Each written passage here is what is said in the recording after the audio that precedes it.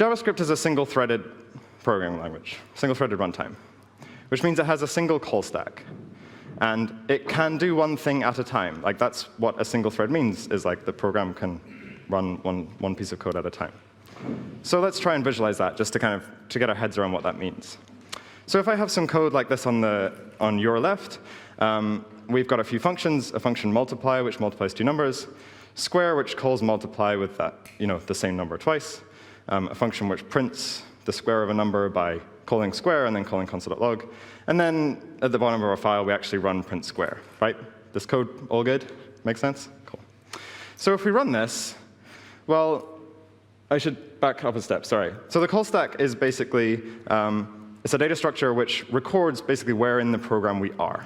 So if we step into a function, we push something onto the stack. If we return from a function, we pop off the top of the stack. That's all the stack can do. We push stuff on the top, pop off the top. So if we run this file, well, there's kind of a main function, right, like the file itself. So we push that onto the stack. Then we have some function definitions. They're just like defining the state of the world. And then finally, we get to print square, right? So print square is a function call. So we push that onto the stack. And immediately inside print square, we're going to call square, which we're going to push onto the stack, which calls multiply. And now we hit a return statement, right? We multiply a and b, and we return. So I said when we return, we pop something off the stack. So pop multiply off the stack, return into square, return into print square, console.log. Print square is now, there's no return, but it's implicit because we got to the end of the function, and we're done. Right? So that is like a visualization of the call stack. Does that make sense? Yes, Phil. OK, great.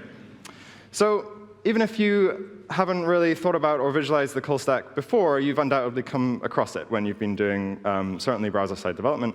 So if we have code like this, a function baz, which calls bar, which calls foo, which throws an error, then if we run this in Chrome, we see something like this in the DevTools, right? Uncall error, oops. And it prints the stack trace. That is the stack trace, right? The state of the stack when that error happened. So uncall error, oops, which was called in foo, which was called by bar, which was called by baz, which is called by this anonymous function, which is our main, right?